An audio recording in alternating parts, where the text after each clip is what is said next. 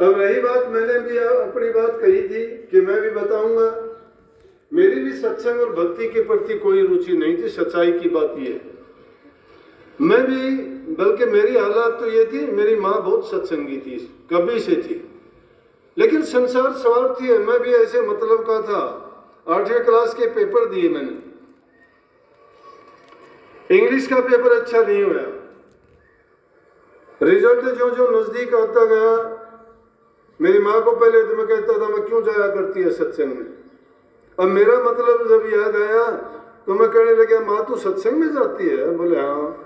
बड़े प्यार से, माँ क्या बताता है भगत?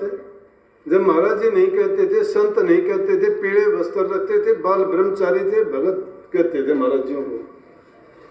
बोला कि वो खुश हुई कि ले भाई आज तो बेटे ने याद किया। बोला कि सब कुछ बताते हैं। महा तो मेरी यूं पूछ के आई, मैं पास हो जाऊंगा 8वीं में।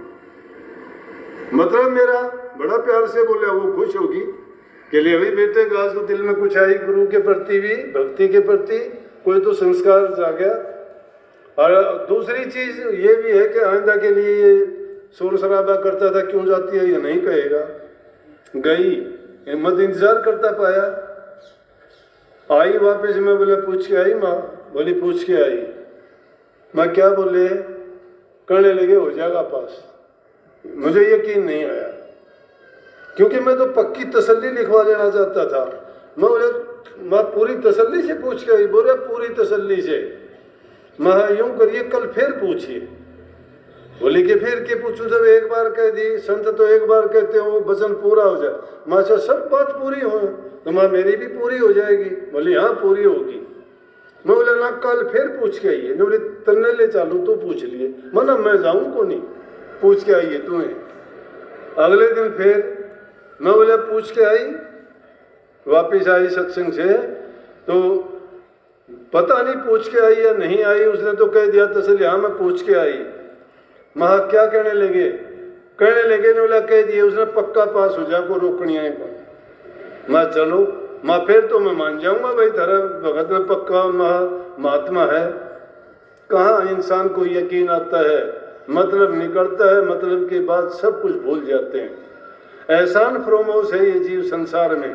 जब मतलब होता है इसको सब अच्छे लगते हैं, सब प्यारे लगते हैं। मतलब निकल जाता है इसको सब बुरे लगते हैं। माँ बाप भी बुरे लगते हैं। बैल सारे काम करता है हमारा।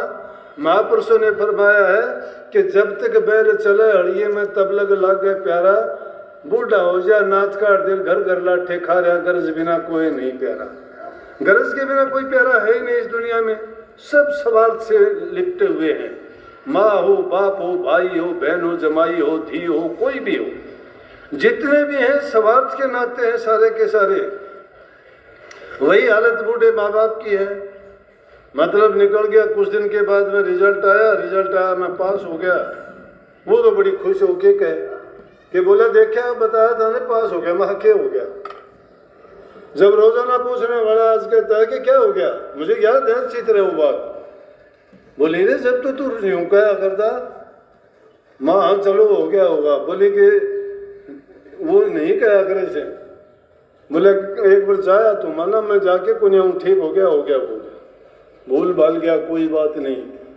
पढ़ लिख लिया, बीए करी, बीएड करी, मास्टर लग गया, कोई आना जाना नहीं। बल्कि इतना वो हो गया कि अगर रास्ते में गली में सामने जाते दिखाई चाहे किसी के घर में बढ़ना पड़ता, मैं सामने नहीं गया कभी।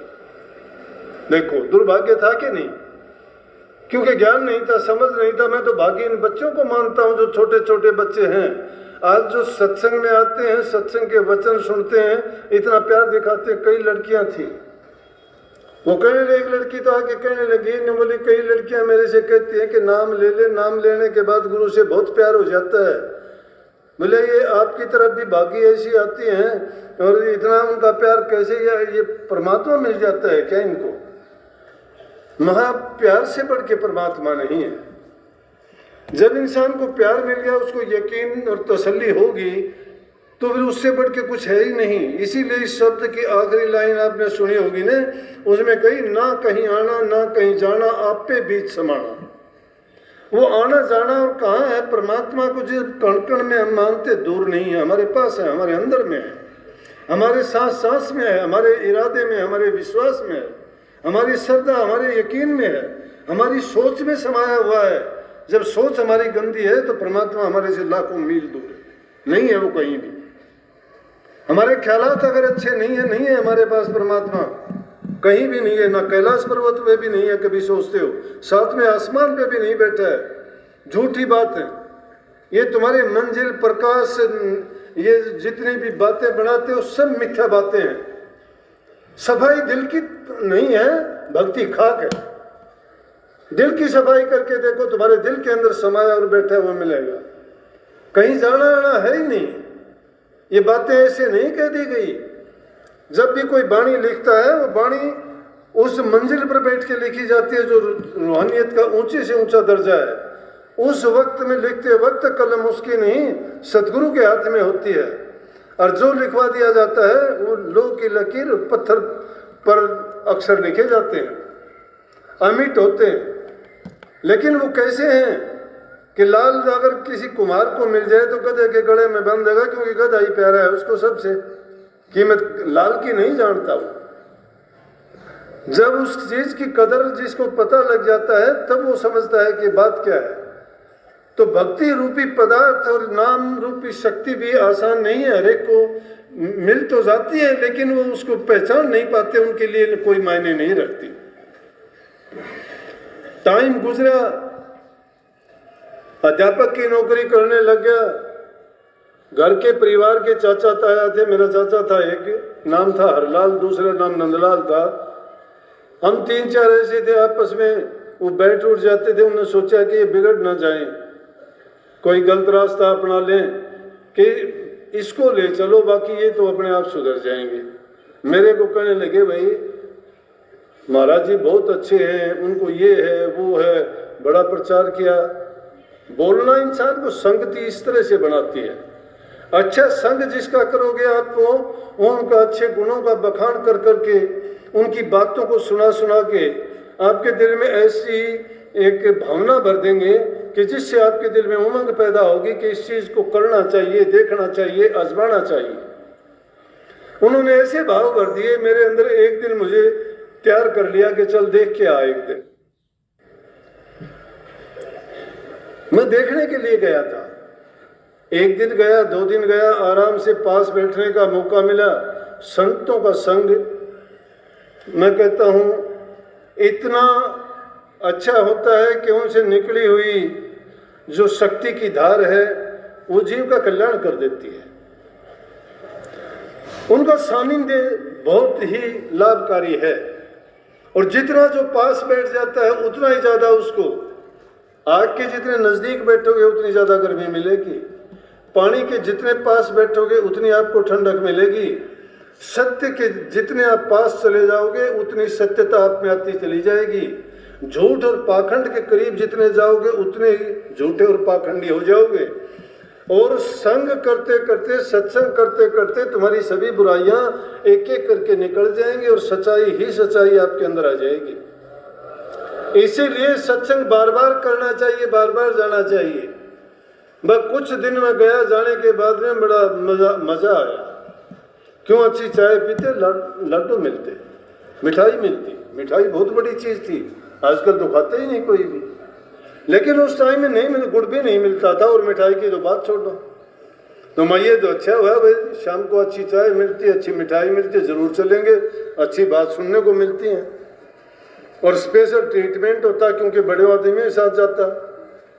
एक दिन मन में ख्याल आया, विचार आया, मैंने सोचा कि अपना भाई हौलदार था, वो मेरे से पहले के सत्संगी थे, सेवादार थे, महाराजियों के संग रहते थे, बाहर भीतर जहाँ कहीं जाते लेके जाते थे। तो मैंने सोचा कि महाराज जी तो चाहे 1-2 घूंट लेते हैं, उसके बाद तो इसको दे देते हैं। मैं अगर ये पूरे संत हैं और इनको पता लगता है कि भाई आगे पीछे क्या होना है, जैसे कह देते हैं कि महात्मा त्रिकालदर्शी होते हैं, इनको आने वाली घटना का पहले पता लग जाता है, ये लोगों के भविष्य की बातें बता देते हैं। तो आज देखते हैं कि ये रोजाना चाहे इसको हौलदार को देते, अगर तुझे दे देंगे चाहे तो मान लेना कि भाई हाँ ये जानते हैं सब कुछ। मैं बैठे बैठे और चाय आई, चाय आने के बाद में 2 घूंट ली और लेके मेरी तरफ देख के कहने लगे, ले भाई मास्टर मास्टर कहते थे मुझे, नाम लेके कभी महाराज जी ने मुझे नहीं कहा, कभी मैंने जिंदगी में मेरा नाम लेते हुए उनकी जबान से नहीं सुना, मास्टर कहते थे, मास्टर मास्टर बस।